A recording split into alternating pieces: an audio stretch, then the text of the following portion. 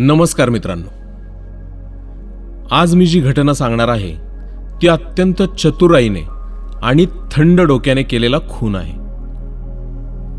चला तर मग आपण सुरू करूयात.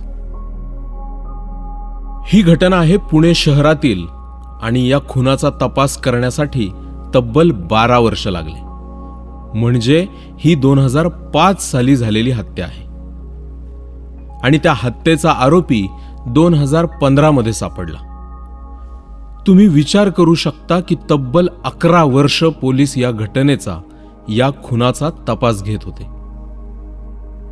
तर झालं असं होतं की पुण्यामध्ये एका चांगल्या कुटुंबातील एक चांगली मुलगी, तिचं नाव आहे अर्चना सांगळे.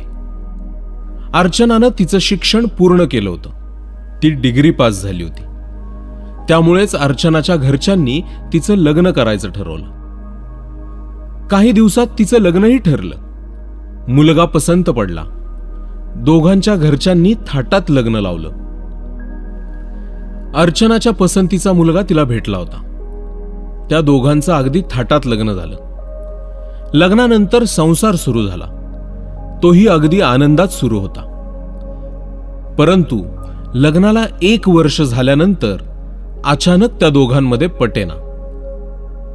त्याचं तसं विशेष कारणही नव्हतं.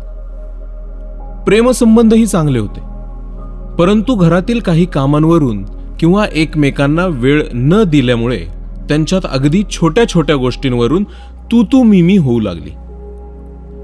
आणि साधारण 6 महिन्यांनी त्यांचं भांडण अगदी टोकाला पोहोचलं, म्हणजे ते डिव्होर्स पर्यंत. लग्नाला 1.5 वर्ष झाले होते. त्यांना अजून तसं अपत्यही झालं नव्हतं. त्यामुळे अर्चनानं वेगळं होण्याचा निर्णय घेतला आणि दोघंही संमतीनं वेगळे झाले. पुढे अर्चनानं एकटं राहण्याचा निर्णय घेतला आणि ती पुण्यातील एका भागात एक घर भाड्याने घेऊन राहू लागली. तिला एका मार्केटिंग कंपनीमध्ये नोकरीही लागली. आता मार्केटिंगचं काम करत असल्यामुळे तिचं लोकांशी संपर्क होऊ लागले. अशाच एका कामामध्ये तिची संतोष नामक व्यक्तीशी ओळख झाली. संतोषचे आणि अर्चनाचे भेटणे वाढू लागले.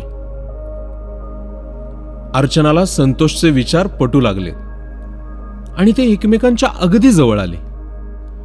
संतोष आणि अर्चना ऑफिस सुटल्यानंतर भेटू लागले, एकत्र फिरू लागले. संतोषला अर्चनाची सर्व स्टोरी समजली. संतोषही अर्चनाला भावनिक होऊन बोलू लागला. या सर्व प्रकारात अर्चना एकटी घरी राहत असल्यामुळे संतोष अगदी तिच्या घरीही जाऊ लागला. अर्चनाला पुन्हा आपल्या आयुष्यात नवीन पुरुष आल्याने पुढची वाट दिसू लागली. संतोषलाही अर्चना आवडू लागली होती. त्यांच्यात सतत शारीरिक संबंध होऊ लागले. याच कारणाने त्यांनी लग्न करण्याचा निर्णय घेतला.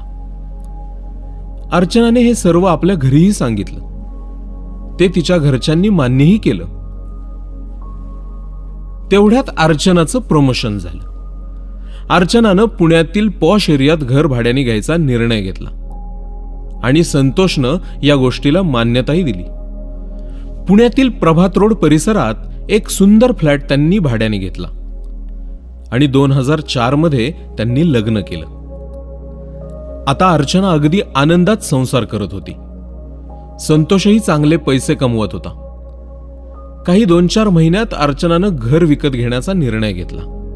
घर विकत घेण्यासाठी संतोष आणि अर्चनाने दोघांनी मिळून पैसे दिले आणि घरही दोघांच्या नावावर झालं. पुण्यातील प्रभात रोड सारख्या उच्चभ्रू सोसायटीमध्ये दोघांनी मिळून एक घर घेतलं.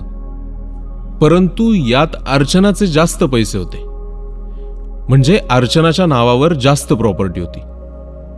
त्यांनी प्रॉपर्टी दोघांच्या नावाने घेतली होती. संतोषचा त्या फ्लॅटमध्ये शेअर कमी होता. संतोषची स्वतःची एक NGO होती. त्याच्या NGOचे कामही नीट सुरळीत सुरू होते. आता अर्चना आणि संतोषचा संसार सुरू झाला होता. अर्चनाच्या घरच्यांनाही संतोषचा स्वभाव आवडू लागला होता. संतोष अगदी कुटुंब प्रमुख असल्याप्रमाणे घरातील सर्व कामे करत होता. एक दिवस संध्याकाळी ऑफिसवरून संतोष घरी आला. अर्चना घरात नव्हती म्हणून त्याने अर्चनाला फोनही केले, परंतु तिचा फोनही बंद लागत होता. ही तारीख होती 4 नोव्हेंबर 2005. अर्चनाची रात्रभर त्याने वाट पाहिली. अर्चनाच्या घरीही त्याने चौकशी केली, परंतु तिच्या आईकडेही नव्हती. संतोषने लगेच ही गोष्ट पोलिसांमध्ये कळवली. FIR नोंद झाली. मिसिंग केस लिहून घेतली. त्यानंतर 2 दिवसांनी पुण्याच्या जवळच्या भागामध्ये मच्छिंद्रगड येथे एका महिलेचा मृतदेह सापडल्याचे पोलिसांना समजले. पोलिसांनी तपास केला असता हा मृतदेह अर्चनाचाच आहे हे लक्षात आले. संतोष आणि अर्चनाच्या घरच्यांनी ही अर्चनाच असल्याचे सांगितले.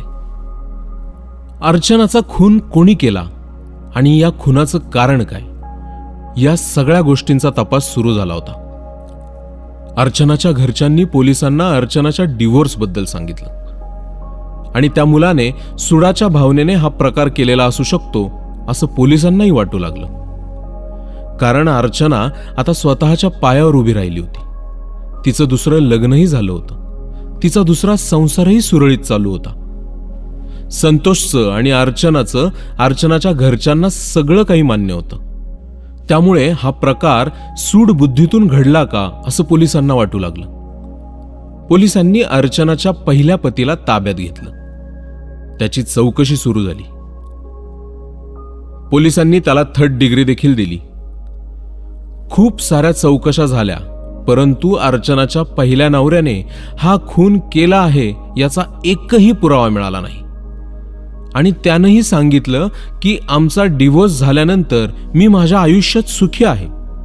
त्यानंतर मी अर्चनाला पाहिलं देखील नाही आणि महत्वाचं म्हणजे मी मागील कित्येक दिवसांपासून पुण्यातच नाही, मी दुबईमध्ये कामानिमित्त होतो. या सर्व प्रकारात पोलिसांनाही त्याच्या निगडीत पुरावे नसल्यामुळे सोडून द्यावं लागलं. अर्चनाच्या पहिल्या पतीला पोलिसांनी सोडून दिलं. या खुनाचा एकही पुरावा पोलिसांना मिळाला नव्हता. संतोष आणि अर्चनाच्या घरचे सतत चौकशी करत होते. तपास सुरूच होता. पोलिसांनी संतोषवरही संशय घेतला, परंतु त्यात कोणताच पुरावा मिळेना. जसजसे दिवस गेले तसतसे संतोष आणि अर्चनाच्या घरच्यांचे भेटणे बंद होऊ लागले. वर्ष उलटून गेली, परंतु पुरावा काही मिळेना. आता जवळजवळ या प्रकरणाला 6 वर्ष झाली होती. झालेल्या घटनेचा विसर पडत चालला होता. आणि एक गोष्ट पोलिसांच्या लक्षात आली, ती म्हणजे संतोष आणि अर्चनाने जो फ्लॅट घेतला होता तो फ्लॅट अर्चनाने संतोषच्या नावावर केला. संतोषला अर्चनाने फ्लॅट बक्षीस पत्रात लिहून दिला. आणि पोलिसांना नवीन प्रश्न पडला की जी महिला मृत आहे तिनं तिचे अंगठे कसे दिले. आणि याच कागदपत्रांच्या आधारे संतोषला पोलिसांनी ताब्यात घेतलं. खरं तर झालं असं होतं की संतोष आणि अर्चनाने जो फ्लॅट घेतला होता तो फ्लॅट अत्यंत उच्चभ्रू भागात होता आणि त्याची मार्केट किंमतही वाढू लागली होती. संतोषला हा फ्लॅट विकायचा होता, म्हणून संतोषने वकिलाच्या मदतीने एक अर्चना नामक महिलेला घेऊन कचेरीतून ना हरकत पत्र तयार करून घेतलं आणि खोटे कागदपत्र तयार करून फ्लॅट स्वतःच्या नावावर केला. पोलिसांनी त्या अर्चनाला ताब्यात घेतलं, जिनं कागदपत्रावर सह्या केल्या होत्या. तेव्हा पोलिसांनी तिची कसून चौकशी केली. त्यात तिनं सांगितलं की संतोष हा माझा कुणीच नाही, त्यानं मला पैशाचं लालच दाखवलं, मला पैशाची गरज होती आणि संतोषनं माझ्यासोबत अजून एक चुकीची गोष्ट केली, त्यामुळं मला हे करावं लागलं. दुसरी चुकीची गोष्ट म्हणजे संतोषने त्या महिलेला NGO मधून मदत देतो म्हणून सांगितलं होतं. त्यामुळे ती महिला सतत संतोषकडे येत होती. या प्रकरणात संतोषने तिला भावनेच्या जाळ्यात ओढून तिच्यासोबत शारीरिक संबंध जोडले. हे शारीरिक संबंध त्या महिलेने पैशासाठी मान्यही केले, परंतु एक दिवस संतोषनं तिला आपल्या फ्लॅटवर नेलं. तिथं तिच्यासोबत शारीरिक संबंध केले, परंतु संतोषनं दुसऱ्या दिवशी त्या महिलेला रात्री झालेल्या प्रकारचा व्हिडिओ दाखवला. तेव्हा तिच्या पायाखालची जमीन सरकली. हा व्हिडिओ मी डिलीट करतो, पण माझं एक काम करावं लागेल, म्हणून संतोषनं त्या महिलेकडून खोटी कागदपत्र तयार केली. या महिलेच्या जबानीमधून पोलिसांनी संतोषला पुन्हा ताब्यात घेतलं आणि संतोषची चौकशी सुरू झाली. आता संतोष पूर्णपणे अडकला होता, परंतु या सर्व गोष्टींचे पुरावे हवे होते. कारण प्रॉपर्टीची केस वेगळी होती आणि अर्चनाचा खून वेगळी केस होती. यामध्ये तिसरी केस तयार झाली, ती म्हणजे दुसऱ्या अर्चनाने जी गोष्ट सांगितली ती म्हणजे आपल्यावर झालेले लैंगिक अत्याचार आणि फसवणूक, परंतु ते नुसते सांगून सिद्ध होणार नव्हते. या सर्व गोष्टी घडत असताना पोलिसांनी संतोषची कसून चौकशी सुरू केली आणि संतोषला शब्दात पकडायला सुरुवात केली. काही वेळाने संतोषला सगळे खरे खरे सांगणे भाग पडले. ते असे होते, अर्चनाचा खून हा संतोषनंच केला होता. रविवारची सुट्टी पाहून तो अर्चनाला फिरायला म्हणून बाहेर घेऊन गेला आणि मच्छिंद्रगडच्या जवळ तिचा गाडीमध्ये गळा आवळून त्याने खून केला व तिला तिथेच रस्त्याच्या कडेला टाकले.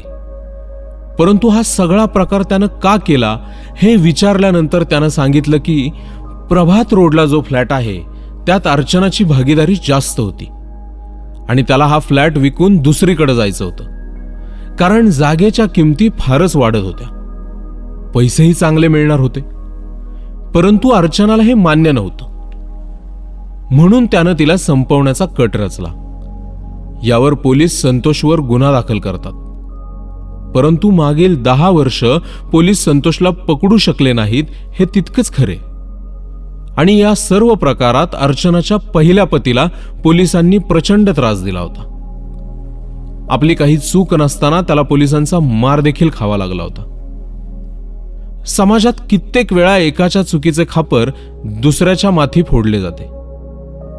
परंतु पोलिसांना 10 वर्षांनी का होईना पण खुनी पकडण्यात यश नक्कीच आले होते.